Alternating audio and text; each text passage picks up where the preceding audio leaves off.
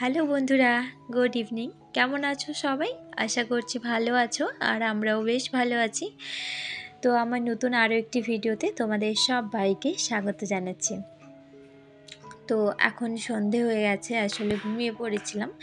প্রত্যেক দিন দুপুরে খাবার খেতে লেট হয়ে যাচ্ছে, তো তারপর ঘুম ভাঙতে একটু বেশ লেটই হয়ে যাচ্ছে বলতে পারো। তো সব থেকে আগে যে কাজটা মনে পড়ে এটা হলো কাপড় তোলা। আসলে প্রত্যেক দিন তো কাপড় ধুই না, আর ছাদে মেলাও থাকে না, তো সেই জন্য ভুলেও যায় অনেক সময়। তো ঘুম ভাঙার পরে কিছুক্ষণ গড়াগড়ি খেতে ইচ্ছে করে। তো তারপরে হঠাৎ করে মনে পড়লো যে ছাদে তো অনেক কাপড় রয়েছে, আর যেহেতু সন্ধে হয়ে গেছে তো জামা কাপড়ে সন্ধে পাওয়া ভালো না। তো সেই জন্য দৌড়ে ছাদে আসলাম আগেই কাপড় নিতে। তো এরপরে নিচে গিয়ে বাকি কাজকর্মগুলো করব। তো আজকে আমার হাজব্যান্ডের অফিসও অফ ছিল, তো তাহলে ও ঘুমিয়ে গেছিলো, মেয়েও ঘুমিয়ে গেছে। তো ওরা আমি উঠে ছাদে আসছিলাম, তখন আমার মেয়ে বলল যে আইসক্রিম খেতে যাবে। তো আমার হাজব্যান্ড নিয়ে গেল, আর বাড়ির জন্য কিছু টুকিটাকি জিনিস নেওয়ার ছিল, তো আমাকেও সাথে নিচ্ছিল। তো আমি বললাম যে একদমই না, আমি এখন বেরোলে না সব কাজে লেট হয়ে যাবে। তো ঘরের মধ্যেও না অনেক কাজ এখনও বাকি আছে, তো সেগুলো করতে হবে।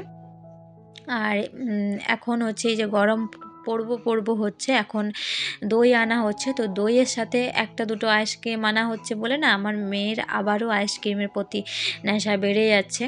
তো সেই জন্য ও ঘুম থেকে উঠে আইসক্রিম খেতে চেয়েছে। তো আমি তো বারণই করছিলাম যে না যাওয়াই ভালো, আর ও তো ভীষণই কান্নাকাটি করছিল। ঘুম থেকে ওঠার পর যেটা হয়, একটু জেদটা বেড়ে যায়। তো আমার হাজব্যান্ড বললো ঠিক আছে আজকের দিনটা খাও, আর খেও না।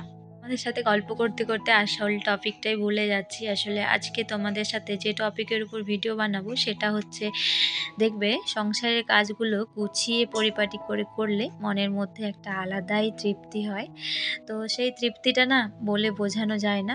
তো যখন দেখবে আমরা বাড়ি চলে যাই, বা বাড়ি গিয়ে যখন মা আমাদের সমস্ত কাজকর্ম করে দেয়, তো তখন দেখবে কাজের উপর অতটা ধ্যান ধারণাই থাকে না। কিন্তু যখন বাড়িতে থাকি জানি যে এই কাজগুলো আমারই, এগুলো আমাকে করতে হবে। তো সেই কাজগুলো গুছিয়ে করার পরে দেখবে মনের মধ্যে একটা আলাদা তৃপ্তি পাওয়া যায়, একটা আলাদা আনন্দ হয়, তাই না? তো সেটা কিন্তু সবাই বোঝে না। তো আমিও বুঝতাম না, কিন্তু এখন বেশ বুঝি। এই যে সবার আগে না আমি বেডটা ঝাড়তে আসি, কেন বলো তো? কারণ একটু পরেই আমি রান্না বান্নায় বিজি হয়ে যাব, যেহেতু রাত্রের খাবার লেট করেই হোক আর তাড়াতাড়ি হোক বানাতেই হবে। তো তখন হচ্ছে আমি ওইদিকে বিজি হয়ে গেলে মেয়ে হাজব্যান্ড ওরা সবাই বিছানার উপরে উঠে তারপরে হচ্ছে কেউ টিভি দেখবে, কেউ মোবাইল দেখবে। আমার মেয়ে কখনো পড়তেও বসে, তো তখন যদি একবার এসে বলি না যে একটুখানি নিচে নামো বিছানাটা ছেড়ে দিই, তখনই বলবে যে এইমাত্র ছেড়েই বসলাম, ঝাড়াই আছে। আর বিছানার মধ্যে যদি এতটুকু নোংরা থাকে তাহলে কিন্তু আমার এতটুকুও ভালো লাগে না, বিশ্বাস করো। আমার ঘুমই আসে না। তো ঘুমানোর আগেও আমি একবার বেডটা পারলে ঝেড়ে নিই। তবে এই জিনিসটা কিন্তু এখানেই হয়, এটা বাড়িতে গেলে হয় না। চাদর গুটিয়ে থাকলেও আমার সেদিকে ধ্যান থাকে না। মা যখন ঝাড়ে তখন উল্টে আমারই রাগ হয় যে আবারও কষ্ট করে নামতে হবে। তো ব্যাপারটা সেটাই, যে নিজের কাজ নিজে করে বা নিজের সংসারের কাজ নিজে করে যতটা তৃপ্তি পাওয়া যায় ততটা কিন্তু কেউ করে দিলে সেই তৃপ্তিটা আসে না। আর এই যে দেখো তাকগুলোতে না যেহেতু একটু একটু নোংরা হয়ে গেছিলো, তো পেপার পেতেছিলাম, তো পেপারটা বেশ ভালো দেখাচ্ছিল না, তো সেই জন্য ওরকম প্লাস্টিক নিয়ে এসে তারপর চিটিয়ে দিয়েছি। বেশ ভালোই লাগছিলো দেখতে। তারপরে যে কাজটা থাকে সেটা হচ্ছে দুধ যে দিয়ে যায় সেটা হচ্ছে সবার আগে গরম করে নিই, কারণ সন্ধেবেলা কোনো না কোনো নাস্তা তো অবশ্যই বানাই, কিন্তু যেদিন কোনো কিছুই বানানো হয় না সেদিন ওকে এক গ্লাস দুধ দিয়ে দিই। তো আগে তো দুধটা রোজই দিতাম, তো ওই যে ওর একবার খুব শরীর খারাপ হয়েছিল, ডায়রিয়া হয়ে গেছিলো, তখন ওকে তো নার্সিংহোমে ভর্তি হতে হয়েছিল। তো তারপরে যখন আমি চেক আপ তারপর ঠিক হয়ে গেছিলো, তো পরে যখন ওষুধ টষুধ সব শেষ হয়ে গেছিলো চেক আপে নিয়ে গেছিলাম, তখন হচ্ছে আমি ডক্টরকে জিজ্ঞেস করে নিচ্ছিলাম যে কী কী খাবার দেবো না দেবো। তো ডক্টর বলেছিলেন যে দুধটা একদমই এখন দেবে না, 6 মাস পর্যন্ত দুধটা অফ রাখতে। আরও একটা ও প্যাকেটের দুধ খেত পেডিয়াশিওর, তো সেটাও কিন্তু ডক্টর অফ রাখতে বলেছিল। দুধ জাতীয় যে কোনো জিনিসই দিতে মানা করেছিল। তো আমি বলেছিলাম তাহলে সকালে যে বাচ্চা স্কুলে যায় তখন কি দেবো। তো তখন ডাক্তার না একটা খুব ভালো কথা বলেছিল। ডাক্তার বলেছিল যে তুমি তো একজন মা, তুমি তো ভালো করে জানবে যে বাচ্চাকে কোন খাবার খাওয়ালে বাচ্চা ভালোভাবে খাবে, অবশ্যই সেটা হেলদি হতে হবে। তো সত্যি তাই, আমাকে বলেছিল হেলদি খাবারও কিন্তু অনেক রকম আছে, তো বাচ্চাকে কিভাবে খাওয়ালে বাচ্চা খাবে সেটা তুমি ভালো বুঝবে, তোমার থেকে আমি ভালো বুঝবো না, আমি যতই একজন ডক্টর হই। তো সেই কথাটা আমার কাছে খুব ভালো লেগেছিল। কিন্তু এখন যেহেতু অনেকটা দিন হয়ে গেছে, তো সবাই একটু আধটু বকাবকি করেই বলতে পারো। সবাই বলে যে দুধের ছেলেকে দুধ দিবি না, ছোট বাচ্চা তো, বড় তো নয়, তো ওকে তো দুধ দিতেই হবে, ডক্টর যতই মানা করুক। তো সেই জন্য হচ্ছে দুধটা আমি মাঝে মধ্যে দিই। আর ওই মানে পিডিয়াশিওরটাও এখন দিচ্ছি বলতে আগের প্যাকেটটা তো মানে খারাপই হয়ে গেল, পুরো ঢেলা হয়ে গেছিলো, আবারও নতুন একটা নিয়ে এসেছি, তো সেটা মাঝে মধ্যে দিই। তো ওটা যদি গরম জলের সাথে দিই তাহলে ঠিক আছে, আর না হলে দুধের সাথে দিলে কিন্তু আমি বুঝতে পারি ওর গ্যাস হয়ে যায়, মানে একঢেক করে।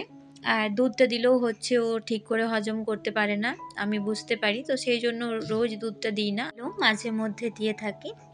তো যাই হোক, আর দেখো আমার কিন্তু তোমাদের সাথে কথা বলতে বলতে অনেক কাজকর্ম এগিয়ে গেল। তো বাসনগুলো ধোয়ার পর কিন্তু বেসিনটাকেও আমি খুব ভালো করে ক্লিন করে নিই। আর এই যে আমার একজন বান্ধবী বলেছিলেন যেন আমি আমার ছোট্ট ডাস্টবিনটা ওনার সাথে শেয়ার করি, তো এই যে দেখিয়ে দিলাম। এটা সেরকম কিছুই না, যেরকম ডাস্টবিন হয় সেরকমই একটা ডাস্টবিন, তো একেবারে ছোট্ট। তো আমার তো বড় ডাস্টবিন আছেই, কিন্তু এই যে বেসিনের মধ্যে পড়ে থাকে না ছোট কুটো কাটা যে নোংরাগুলো, সেগুলো মানে বড় ডাস্টবিনটাতে ফেললে সেটা না সগড়ি হয়ে যাবে, যেহেতু সেটা বারান্দাতে সিঙ্কের নিচে রাখা আছে। তো সেই জন্য চারিদিকটা দেখবে সগড়ি করতে ইচ্ছেও করে না। আর এই ছোটো ডাস্টবিনটাতে রেখে দিলে হচ্ছে আমি আমার সময় মতো বাইরে ফেলে দিই। তো দিনের বেলা তো আমার ফেলার অসুবিধা হয় না, যখন খুশি নোংরা বাইরে ফেলে দিই, ডাস্টবিনে রাখি না বলতে পারো। কিন্তু রাত্রিবেলা যেহেতু বাইরে ফেলা যাবে না, সেই জন্য ডাস্টবিনগুলো আমি ইউজ করি। এরপর চলে এসেছি হচ্ছে রুটি বানাতে। তো আমি কিন্তু সমস্ত কাজগুলো একদম স্টেপ বাই স্টেপ করলাম। ঘুম থেকে উঠে সবার আগে জামা কাপড়গুলো তুলে আনলাম, তারপর হচ্ছে এখন গোছ করিনি, কারণ এখন গোছ করতে গেলে এই দিকের কাজগুলোতে আমার একটু বেশ ভালোই লেট হয়ে যাবে। তো যাই হোক, তুলে এনে রেখে দিলাম। তারপর আজকে চা বানানোর ঝামেলা নেই, যেহেতু হাজব্যান্ড বাইরে গেছিলো, ওখানেই খেয়ে এসছে। আর আজকে আমারও চা খেতে ইচ্ছে করছিল না, তো সেই জন্য আর বানাইনি। তো তারপর মানে বেডটা গুছিয়ে ঘরটা ঝাড়ু দিয়ে নিলাম, তারপরে হচ্ছে বাসনগুলো ধুয়ে নিলাম, কারণ বাসনগুলো পড়ে থাকলে না আমার এই কাজগুলো করতে তেমন একটা ভালো লাগতো না। আর এখন বড় একটা ঝঞ্ঝাট মিটে গেছে, সেই জন্য হচ্ছে আমি এগুলো ফ্রি মাইন্ডে করতে পারছি, এই রুটি বানানো তারপর রান্না। যদি সিঙ্কের মধ্যে বাসনে ভরা থাকতো না, তাহলে হচ্ছে এই কাজগুলো করার আমি এনার্জি পেতাম না। তো এখন কিন্তু ফ্রি মাইন্ডে আমি রুটি বানাচ্ছি, আসলে আর কোনো কাজ নেই। এরপর রুটিটা বানিয়েই চিলি চিকেনটা বানিয়ে নেব, তারপরে হচ্ছে খেতে দিয়ে দেবো। তো ব্যাস, তারপরে তাড়াতাড়ি ঘুমিয়ে পড়লে সকাল সকাল কিন্তু মানে একটা ফ্রেশ মর্নিং হবে। আর রাত জাগলে দেখবে ঘুম থেকে উঠেও ভালো লাগে না, যেন ঘুমটা পুরোপুরি হয়নি সেরকম একটা মনে হয়। তো যাই হোক, আমার রুটি বানানো কমপ্লিট। এরপর হচ্ছে চিলি চিকেনের জন্য চলে আসলাম। আর পকোড়া তো একদিকে বানাচ্ছি একদিকে শেষ হয়ে যাচ্ছে। আর আমার মেয়ে ওরাও হচ্ছে অনেকক্ষণ চলে এসছে মার্কেট থেকে, এখন টিউশন পড়ছে। তো চলো বানিয়ে নিই তাড়াতাড়ি। তো বন্ধুরা, আমার কিন্তু চিলি চিকেন বানানো একেবারে রেডি, আর খেতেও বসে পড়লাম। তো চিলি চিকেনটা কিন্তু খেতে ভীষণ ভালো হয়েছিল, আর মানে একটু ঝোল ঝোল বানিয়েছি, তো সেই জন্য হচ্ছে আমার হাজব্যান্ড অনেক মজা করছিল, আমার মেয়েকে বলছিল নে বেটা চিকেনের ঝোল খা। না, আসলে সেটা নয়, মানে ওর গ্রেভিটা যদি একটু শুকনো শুকনো রাখি না, তাহলে আমার মেয়ের খেতে বেশ অসুবিধে হয়। আর একটু ঝোল ঝোল রাখলে দেখবে, যেহেতু রুটির সাথে খাবো সেহেতু ভালো হয়। আর প্রত্যেকবার একই রকম রান্না কিন্তু ভালো লাগে না, একটুখানি মানে চেঞ্জ করে করলে দেখবে ভালো লাগে। তো যাই হোক, সব মিলিয়ে কিন্তু সত্যি ভীষণ সুন্দর হয়েছিল। তো চলো বন্ধুরা, খাবারটা খেয়ে নিই। তোমরা সবাই ভালো থেকো, সুস্থ থেকো। আজকের মতো টাটা।